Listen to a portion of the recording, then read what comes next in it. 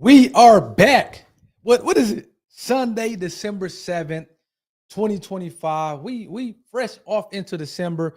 Your boy, hey, I was did make it, man. I was watching that Bears and Green Bay game. It's coming down to the wire. It looks like Chicago may end up scoring, but I had to kind of come to you guys. Hey, I'm on that CP time today. What they say, that color people time, but I made it here. I had to kind of come give you guys the IP news of the week. We have a great show lined up. I think highlighted by Snoop Dogg and Daz, which really just kind of got on my radar over the last couple of days. It seemed like they've been going back and forth over some IP battles, specifically trademarks and publishing stuff. So we'll talk about that. And we got some with the lawsuits of the week. We had one guy sued Kroger. And the interesting thing about that lawsuit is he actually wrote the complaint himself. That's going to be an interesting one as we go through it. And then somebody else who sued a law firm for using their copyrighted work. So we'll be doing two lawsuits of the week. We got the interview of the week. What else do we got today? Hopefully it's not too long. We got some patent stuff to talk about. So let's see here. We got Flacos Tacos in the news. So we got a little bit of everything that we're going to hit today. And please hit that like button for the YouTube algorithm. Hit that subscribe button to be a part of the IP community. Shout out to my niece. I was talking to her earlier today. She had a successful surgery. Hey, look, man, she had both her meniscus and the ACL repair via surgery. So shouts out to her. Kiara Lewis, I love you. And thanks for really kind of, just kind of being a good niece, man, being a good niece. So let's get off into it here. We're going to start with the interview of the week. And this is Warrior Kid Magic. Let me kind of get up here, man. I'm trying to get back into everything here. A Warrior Kid Magic. They were actually a Shark Tank product. So Warrior Kid Magic is a Shark Tank product. And this was why I wanted you guys to go all in on intellectual property and just kind of starting a business.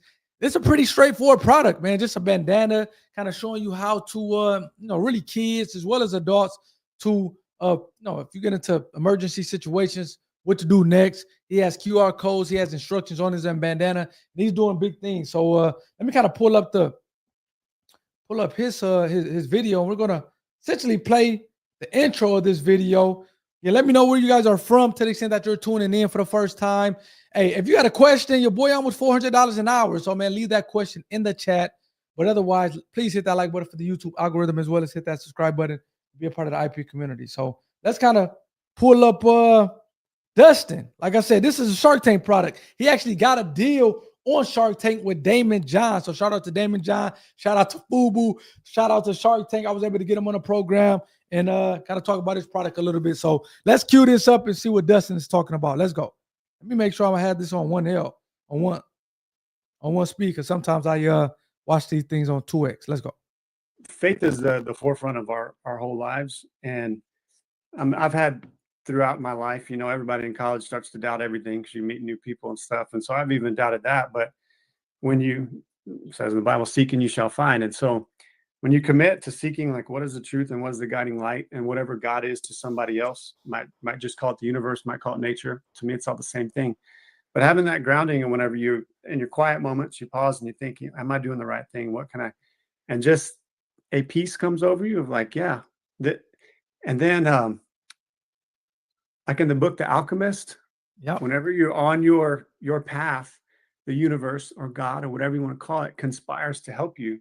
Yep. So when you do put your faith in that and continually seek guidance for that, it just, things start happening. Like, how do you get on Shark Tank? You have faith and you keep pushing forward. And then how do you get followers? You have faith and you keep pushing forward. And also it definitely helps to always keep you centered that there's something bigger than yourself and that you're here to serve. Yep. That got me hyped, man. That got me hyped because he's absolutely right. Shouts out to Dustin. Go check out our full interview that just dropped on Wednesday. Like I said, he was on Shark Tank. And the cool thing about Dustin is he had, they gave him some good advice on Shark Tank. He, again, did a deal with Damon John, but he went from like 0 followers to like 60,000 followers on Shark Tank in like 6 weeks, just by including his family and so forth. So go check out. You see it in a banner here. Warrior Kid Magic. It's a bandana. It has instructions printed on it. It has QR codes. So if you are getting yourself into different kind of emergency situations, hey, look, call 911. But have this bandana at your disposal as well to help you out while 911 is on the way. And again, man, I think Dustin talks about it. We are all put here to serve. And that's kind of really my big thing that gets me through on a day in and day out basis is, hey, I need to serve others. And, he talked about it, whether you call it God, whether you call it the universe, whatever the case may be. We are all here to serve. And Destin is a big faith guy. Again, he was on Shark Tank. Did a deal with Damon John. His Instagram went from 0 followers to 60,000, over 60,000 followers in 6 weeks, just by implementing some stuff that Shark Tank was telling them. And again, a big part of his success is, a big part of what he believes in his faith. And I think we all, again, are here to serve. So definitely go check out that interview. Hit that like button for the YouTube algorithm, as well as hit the subscribe button. If you're not already subscribed, let me know, man. Let me know in the comment section, in the chat, where are you from? We're going to get to the main event now. We have a lot of different things to go through, but I do want to talk about this Snoop Dogg and Daz Dellinger right now. That's kind of really been, it came on my radar the last couple of days. And look, man, I think Snoop Dogg, I'm going to let you guys know what I think about who's in the wrong on this one. Snoop Dogg, he's obviously, we know him as a good rapper. He's kind of like the Morgan Freeman these days, man. He's kind of Olympics commentating. He's like the Morgan Freeman of this day and age, and a lot of respect for Snoop Dogg and what he's doing. But man, I got to keep it funky and keep it objective. And I think Snoop Dogg, I think he's in the wrong with this one. So we're going to play 2 different interviews. We're going to play Daz Dellinger, his interview of what Snoop Dogg did to him, and then we're going to play Snoop Dogg's response to it. I think even Snoop Dogg's response is bad, but I'm going to kind of break it down from an IP attorney's perspective, because Daz Dellinger, he kind of got he had some good points in an interview that he was making. Not only that, but I didn't know that this is his real cousin.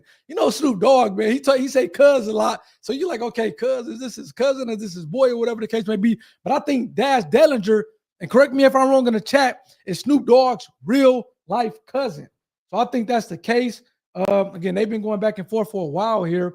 Like I said, this just came on my radar, and I kind of doing these videos. So let me kind of cue this up here, and let me know what you guys think, man, in the comment section. So I know I was kind of doing something on this earlier, so I may have to scrub this to get to the beginning. But let's go through it here, and again, let me know what you guys think in the chat as we kind of going through this one. We may have to scrub it, but let's go. He's still trying to play hardball and talk shit, like this and that. Hey, this is a family show, but hey, this got a little bit of foul language in it, both on Snoop Dogg part as well as Daz Dellinger part. So I want to warn you guys, this is a family show, but to the extent that you got the kids watching, may want to plug their ears or have them set out for this segment of the show, because it's a little foul language going on. So let's go. It's all cool and shit. So personally, I don't even know what I did to him. I ain't never fucking on this bitch. I ain't never stole no money from you. I ain't never stole nothing from you. All I ever did was beat niggas up, make niggas respect us from day one. I'm the enforcer of the dog pound. Me, Nate Dogg, and a couple of others. You know what I mean? And that was my position. And producer, I'm giving 50% of each motherfucking song plus percentages on my writers. So that's damn near 60 to 65%. You know what I mean? And plus, I give niggas a little leeway to help niggas out. So I give them a little percent on my shit because, I'm clocking all the percentages. You're looking out. 2025 come through, I dropped some solo albums. So he's getting off into 2025, but for those who has not watched his clip, in 2023, it seemed like, him and Snoop Dogg was beefed out. He was kind of back in Death Row days when it was, I think, Suge Knight running it. Obviously, you had Snoop Dogg, you had Tupac on it, and he was like the enforcer, as he talked about. Seems like him and Snoop Dogg, even though that's his real cousin, they was kind of beefed out. In 2023, they kind of mended the relationship, started doing some business together, and whatever, ended the pandemic, started doing some business together, making music. Everything was kind of good for the most part. They kind of went their separate ways, even though it wasn't beefed out. Now, fast forward to 2025, which is this year, it's like, okay, let's sign me to Death Row. Let's kind of really do business together the right way, contracts and all that. So that's what we're picking up at. Let's go. Because I didn't want to be on Death Row. I just told him I need one album with y'all, and we see how it go. You know what I mean? So I started dropping solo albums because I taught them niggas how to do the independent game. So don't reverse the drama on me. And you know, we need a team, and they team over there. You know what I mean? So 2025 coming to play. We good all the way up to there. No thing. So I go to Death Row Records in July to prepare to do the dog food videos they wanted me to do. Plus, I've been doing everything they asked me to do. We've been cool all the way up to summer. So in May, they filed for trademark to steal for me, which is the dog pound and all the other stuff. So this was in May. So months go by. I go there in July. I still don't know about the trademarks and all that. I do the work. So I do want to stop it here because again, I didn't start from the beginning. So in 2023, when him and Snoop reconnected, it seems like they was putting some paperwork on the plate, and they had some trademarks or the intellectual property, which is not unthinkable when you're doing, signing to a record company that they want to own all your intellectual property, copyrights, trademarks, whatever the case may be. And even if you're working in corporate America, but he like, hey, no, y'all not about to own my IP, take that out of the contract. And really, like I said, he had some publishing, at least according to him, Daz had some publishing from Death Row days back in the 90s, publishing, producer, and all that. And it seems like in 2023, when they signed the contract, Death Row wanted his publishing that he got from back in the 90s, which I think that's BS. I think that's bad business on Snoop Dogg and Snoop Dogg part. If you own your own kind of publishing and you got rights for whatever back in the day in the 90s, and all of a sudden fast forward in 2023, I want to do business with you again, and now you want to try to Snoop Dogg and Death Row, they wanted to say, hey, you signed this contract, Daz, and we're going to own your publishing and your produce all your IP from back in the 90s that you signed. That's bad business to me. But again, shouts out to Daz. He's an OG in the game. Now he like, hold on. Y'all ain't doing that, man. Take that out of the contract. Now he didn't say whether or not they took it out, but I'm assuming that they took out all that IP stuff and he signed the contract ultimately to be on Death Row Records. But now he's talking about the intellectual property. So as far as DPG, as far as the dog pound, it seems like he kind of came up with all that stuff. However, I'm gonna let him tell it. Let's go. Smiling all on my face like, yeah. But knowing behind my back, the niggas wouldn't try to trademark my shit. So I find out in July that Christy Rucci from Death Row, an attorney over there, trademarked the dog pound DPG. I feel like I should be crip walking while this music going on, man. It's a West Coast thing. I feel like I should be crip walking to this. So I hear Snoop and say, what's up with your lawyer? I ain't cussing, I ain't go hard or nothing. I just found out that y'all tried to trademark. This on his tried to trademark the dog pound, and that's how I know. Yeah, nigga, I did it, nigga. And being tough. Like that's what he wanted. You know what I'm saying? So all hell break loose. He do a show, he don't take me, take everybody else, like, yeah. And all the shit for what? Because I asked. So again, that's pretty much. I'm gonna play Snoop Dogg's response here in a second, but pretty much to recap what Daz is saying.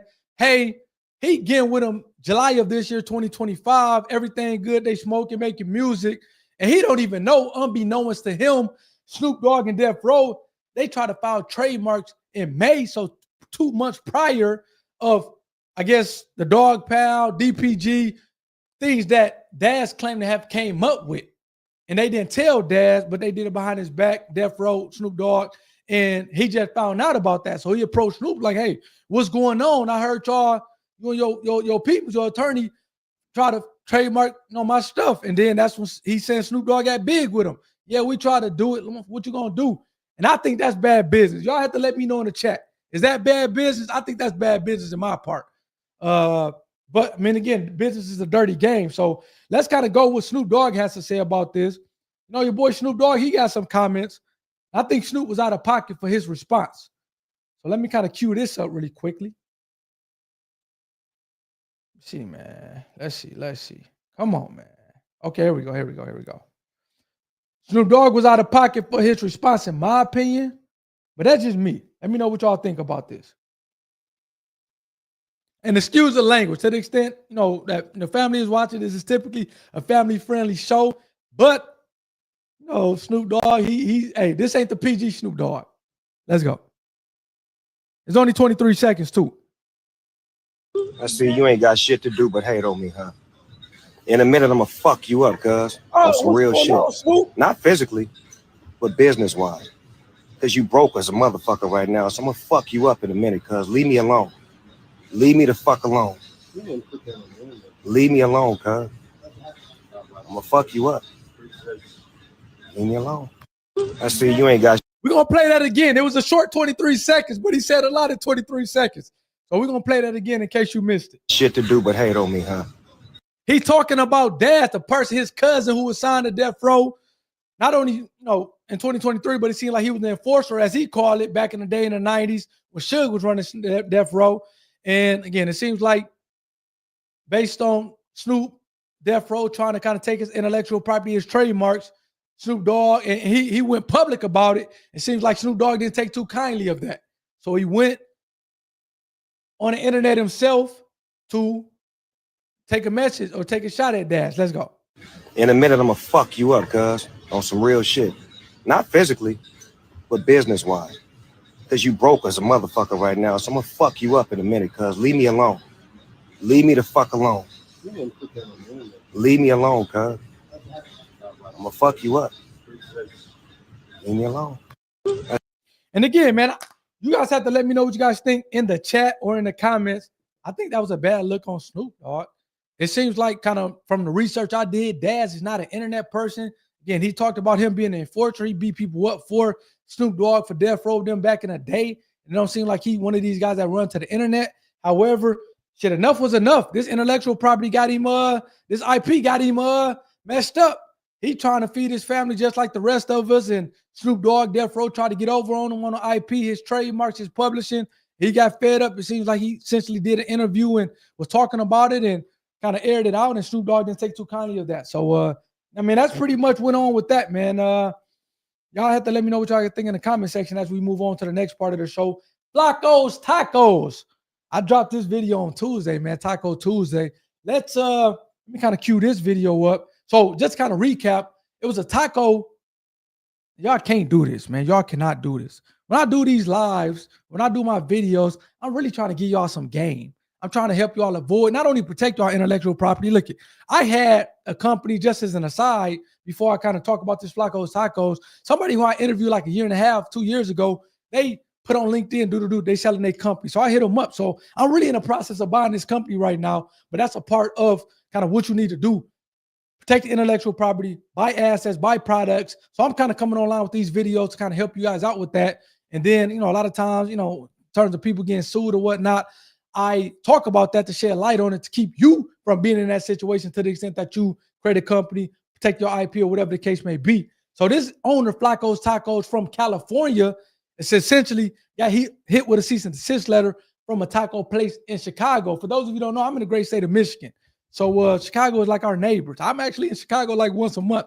So I'm really intimate with Chicago. So they the Chicago taco place hit the Flacos Tacos, the food truck in California, with a cease and desist letter. So that's kind of pretty much what where we're going to start at. It's a short video, but I do want to I do want to play it. Shit, do I got this even queued up? Oh yeah, here it go, right here. It's right here. Here we go, right here. I'm gonna give y'all my thoughts on this one, man. I'm trying to have y'all avoid getting sued.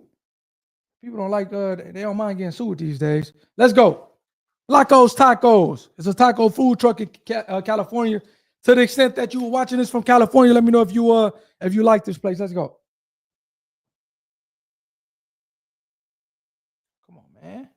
Outfit out in Chicago, and they have the same name, and we have to change ours, which it's understandable. We have until January 1st to have the name. They giving them into the New Year. So they like, hey, wrap this up. Y'all got into the New Year's to rebrand, or is we gonna really sue y'all? Completely changed, and yep, start a new chapter. So we need your help. Help us out.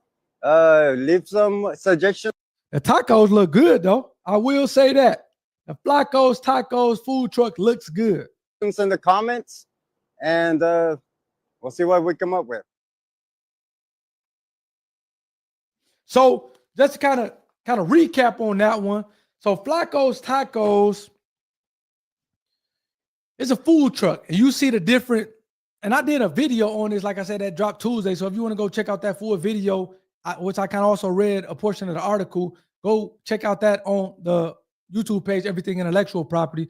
But Flacos Tacos seems like this gentleman, I'm not sure if his name is Andy or whatnot, but him and his family, I think his son, they said, came up with the name Flacos Tacos when they was brainstorming at dinner one of these days, and he came over the food truck, Flacos Tacos. Seems like the food truck is doing good because they're talking about, starting or having second, third, fourth food truck, opening more food trucks essentially.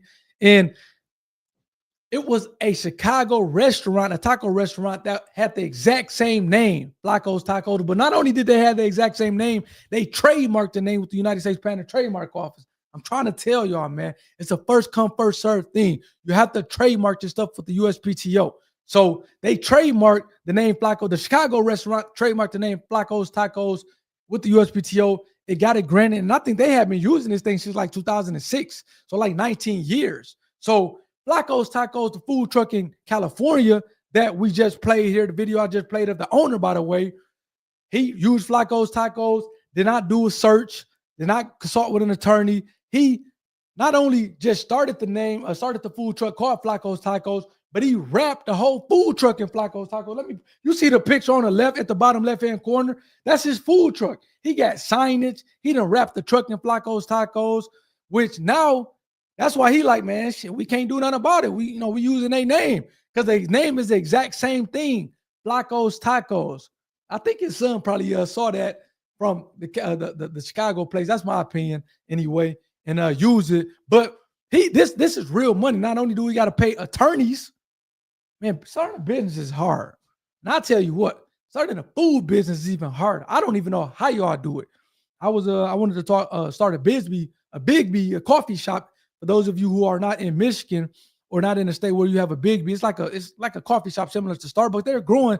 I had the owner on Mike McFall a couple years ago. They're doing like $200 million a year in annual revenue. So it's a decent sized company. And I had wanted to operate, a franchisee, become a franchisee. But when I talked to an owner that I knew back in the Lansing area when I was going to Michigan State, he like, man, I make like $40,000 a year. But he had to be there every day. It was a lot for $40,000. I'm like, it's just not worth the squeeze. And that was a franchise restaurant. Now, albeit it was a coffee shop, but I don't know how y'all operate these food or these restaurants. What they say, the number one business that fails is restaurant. So it's a tough business to get into. But when you get into the business and you getting sued for trademark infringement, and you spend, he talked about in an article where he has to spend $6,000 on rebranding. So it cost him $6,000 with the food truck, wrapping it, marketing materials, advertising, and now he has to go rebrand all that, which is going to cost him $6,000. Not to mention, he had to pay the attorney something for going back and forth. So again, y'all have to know what y'all getting yourself into. Make sure y'all are searching to make sure y'all can use his name. Nobody else has a trademark, whatever the case may be. And then, to the extent that nobody else is trademarking it or has a trademark, y'all need to make sure y'all are trademarking this stuff to keep, to protect the name. So that's kind of my 2 cents with that one. Let me know what you guys think in the comments or in the chat. Shout out Flacos Tacos. It seems like not only is a good taco spot, they expanding. They talked about in an article at least having more food trucks that pop up in California, but unfortunately they had to learn the hard way, man. So next time I'm supposed to be in Newport Beach, California at the Shark Tank thing on next month in January. I may pop up to the Flacos Taco spot. I'm not sure what they're gonna call it these days, but I may pop up to it. Let's move on to the next one. Some young bucks, man. I love to see young bucks getting their IP approved. Looks like some high school alumni in Pennsylvania. Shouts out to Pennsylvania. Have they got some trademarks. So it's a short news article, and then I'm I do want to talk about this one a little bit because the way they did it was unconventional. I'm trying to give y'all some game. The way they did it because they had some IP. They had an IP attorney. So let's and it's a baseball helmet. So the baseball helmet, as you see here in the picture to the left, the thing that they had, if you look at number 2, it's essentially a honeycomb structure that's inside of the baseball helmet that absorbs energy. So that's essentially what they got the patent on, this energy absorption structure that's inside of the helmet, which you can see is going, if you look at 108, it's going from the front of the helmet to the back to the bottom portion of the helmet here. And that's essentially what they got a patent on. Some young bucks, you see them here on this news article, some alumni in Pennsylvania, man. Let's see what the news article is talking about, and then I'm gonna kind of give you guys some additional insight on how they got this patent on their baseball helmet. Let's go. 2 local high school alumni are being celebrated for a breakthrough in sports safety. Liberty High School grads Joseph Barlow and Sid Tekamula were awarded a U.S. patent for their baseball helmet safety technology. The design. That picture to the right is what I was just showing you guys. That picture to the left is the energy absorption structure that's inside the helmet.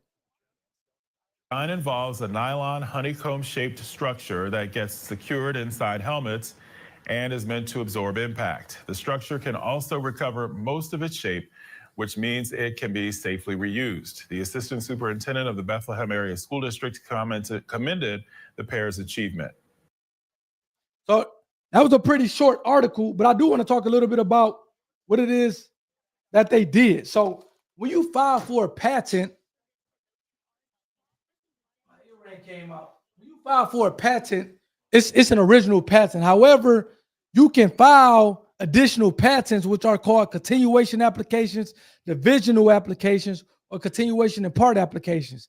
I'm not going to go through each one of them, but just know that when you file your main patent, that's called the parent case.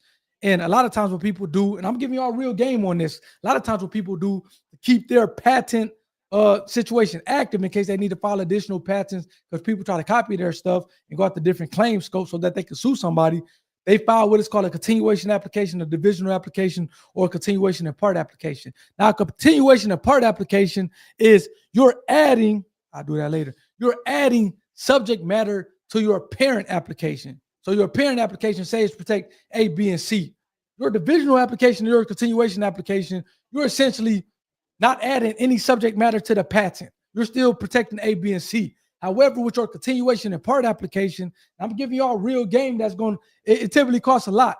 You're protecting A, B, C, then you're adding D to the patent application. You're adding additional subject matter. So it seems like what they did with their parent case, it wasn't looking good for whatever reason. So they abandoned their parent case. They filed a continuation and part application that added subject matter to the parent case. And that continuation and part application is what they ultimately got a patent on. So they actually, their parent of their original patent that they filed, patent application that they filed, they abandoned that one and they filed a continuation and part application that added subject matter to that original case. And their patent is for the continuation and part application. So hopefully you guys understood that. Let me know if you guys have any additional comments or questions to that, because that's a lot. And that's kind of some strategic stuff on patent law. But as I was going through the article and kind of really doing some more digging and research, as I did a kind of a full video, which again, go see that on Everything Intellectual Property.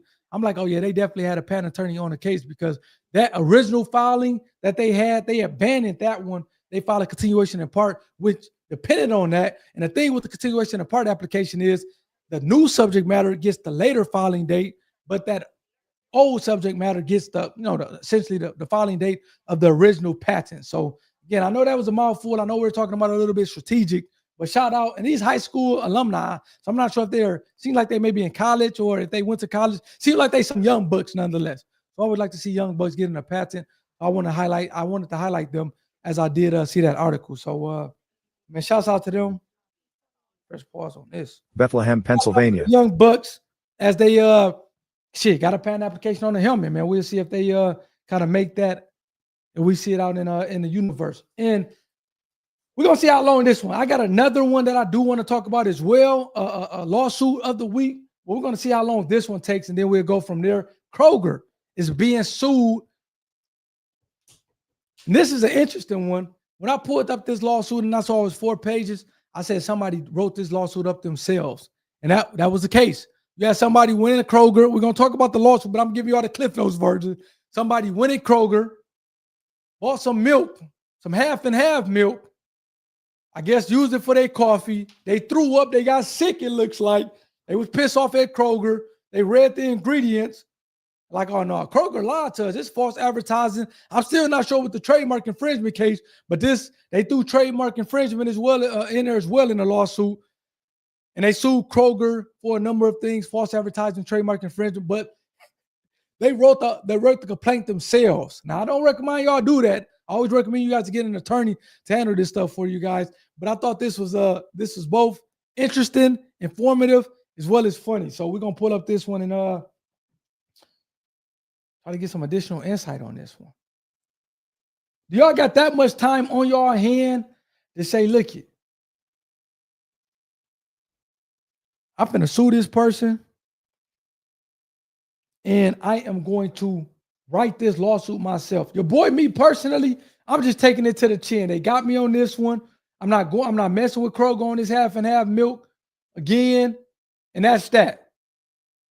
But it seems like these people, or this gentleman, he was really pissed off to the fact that he sued Kroger for trademark infringement. So, that's a whole nother thing, but we're going to get off into it here today and kind of talk about it. So this is the lawsuit here. There we go. So it's Randolph Solo. I'm assuming that this is a white person because this is not something that a black person will do. A black person going to complain. They probably want their money back, but they not writing up a lawsuit and filing it. And this is the crazy thing about this one that I want to share with y'all. He filed this lawsuit on what, a $2, $3, $4 half and half milk for his coffee. He sued Kroger for $2.1 million. Randolph sued Kroger for $2.1 million because his half and half, his $3, $4 half and half coffee got him sick. And apparently he like, man, this is not half and half. And he started to break it down. So we're going to get off into this lawsuit. This is a pretty entertaining lawsuit. And I want you guys to let me know what you guys think. So here we go. Randolph Solo is suing Kroger, and this is in West Virginia. This sounds like somebody in West Virginia would do. You see what are you seeking? $2.1 million. You see it's only 4 pages, so we're going to be in and out with this one. I typically like to do a little bit of foreplay, but this is going to be a quick one. They suing, what's the name? We're going to skip the venue. I wouldn't be surprised if he used ChatGPT for this one, to be honest with you. Let's go there. On or about December 1st. So this just happened this month. He ain't waste no time. This happened a week ago. He bought a pint of Simple Truth organic half and half at the Kroger in Bourbonsville, West Virginia. What did he say? I drank the milk and cream. 1 hour later, my stomach was feeling bubbly. I threw up. The next day, I was very dizzy, so this persisted. Until the next day, he was dizzy and fell 3 times. I want to know how old this Randolph. Because I ain't never had no bad. Maybe I threw up. Maybe my stomach bubbly. Maybe I got to take a squat. But I ain't never had no spoiled stuff that made me throw up. Then the next day, I felt dizzy and I fell 3 times. It seemed like he had some pre-existing conditions already, if you ask me. Legs and right elbow, black and blue. Significant pain for 5 days. The product may have been contaminated. Law number 1. Like I said, you typically don't see no complaint wrote like this. What's the first loss, Randolph? Half and half in American English means half milk and half cream. The label on the Kroger STO half and half says it contains 3.5 grams of fat per 30 milliliters of product. I'm not going to get off into that because I'm not a scientist. 30 milliliters of heavy cream contains 11 grams of fat. If the Kroger product was in truth half milk and half cream, the fat content should be at least 5.5 grams of fat per 30 milliliters of the product. This means that Kroger STO half and half contains less than 32% of cream, far below the 50% that it promises. In truth, it is less than 1/3 of the cream and not 1/2 as advertised. Seems like he's saying it's false advertisement. Maybe, maybe not.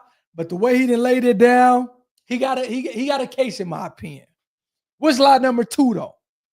The label says it's perishable. That means you got to keep it refrigerated after you open it. Incidentally, the label also informs that the product is ultra pasteurized with the best if used by date. Ultra pasteurized milk is completely sterile and does not meet the definition of perishable food. It essentially is a canned food product and does not need to be refrigerated. These words are simply used to trick consumers into thinking that they are buying fresh milk product, which they are not. So, to the extent that somebody's buying Kroger half and half, it looks like Randolph wants to let you guys know that this is not half and half, and this is no better than the canned milk. I'm not sure. I saw canned milk. I've seen canned milk. I've never had canned milk. What's lie number 3? The label boasts that the product is free from unwanted ingredients in 2 different places, but Kroger does not do any independent chemical testing of their product and cannot make this claim. I'm not sure how he knows this. My guess is that independent chemical testing will show several contaminants. What is this relief? Plaintiff asked the court to award monetary compensation from the defendant for the total damages in the amount of $2.1 million. He won't pain and suffering for $150,000. Court costs, I guess it cost him $700 for the legal to file this complaint. He won $150 for out-of-pocket expenses. I'm not sure what that is. That's different from the court costs. I know the half and half didn't cost no $150. You want $2 million in punitive damages to send a clear message throughout the corporate farming industry to safeguard future consumers. Yeah, your boy Randolph had way too much time on his hand, if you ask me. However, I won't be surprised. This seems like this is something that somebody in West Virginia would do. So if you're watching this Randolph, man, I'm gonna have to get him on a podcast to go through his stuff. He said he threw up. He was dizzy the next day. He fell 3 times. He was sick for 5 days. Elbows, arm, black and blue. So again, more of that story, to the extent that you buy half and half milk from Kroger, may want to be on the lookout for that because it may not be the real thing. And more importantly, make sure you hire an attorney and don't draft these complaints by yourself. Or maybe you got a lot of time on your hand and you want to do it anyway. So I was going to do this next one, but I don't think I'm going to do this, man. I think we're pushing up on 40 minutes, and this one probably going to take 2 hours. 20 minutes. I don't want to keep you guys long. So that's pretty much a shorter week, man. Like I said, it was highlighted by the death row. Suge Knight, not Suge Knight, but Dog Pound Daz suing his cousin, his real-life cousin, Snoop Dogg. We talked about that. We talked about the helmet. College students, high school students got a patent on their baseball helmet. We talked about Flacos Tacos. I'm going to be in Cali next month, so I may have to go to Flacos Tacos and do a double back. The interview of the week, Shark Tank product, Dustin. Shouts out to him. Warrior Kid Medic. Go check out our full interview that dropped this week. And we left with Kroger being sued by a gentleman in West Virginia. Like I said, I'm not going to talk about this one. However, go check out that ebook, Got Intellectual Property. That link will be in the description. Go check out the ebook. I actually had a couple people order it this week. So that's been going good. So go check out the ebook. That link is in the description. And I'm not sure if Brandon is on, but if you can put that in the chat, that would be much appreciated. But nonetheless, go check out the ebook. Now, like I said, I'm coming out with a couple products. I got 2 of them that should be rolling out by the end of the month. That 3rd product, I'm in negotiations to buy the IP, to buy the business. And man, the product is phenomenal. If you cook, you're gonna want this product. So that's going. If that makes it to the close, and I'm able to buy that, you'll be probably top of the year, January, February. I'm gonna start kind of releasing stuff for that. So kind of keep your eye out to the streets for that. Make sure you're protecting that intellectual property. Make sure you are, go start that business, whatever that case may be. Like I said, protect that intellectual property. Hopefully you guys enjoyed this one. I'll catch you guys next week. Yeah, I should be catching you guys next week on this one. December, we're in full force, December 7th, 2025. You guys have a good one. If you're in the Midwest, East Coast, bundle up because it is cold outside. And yeah, man, you guys take care. Hopefully you guys enjoyed this one. Peace.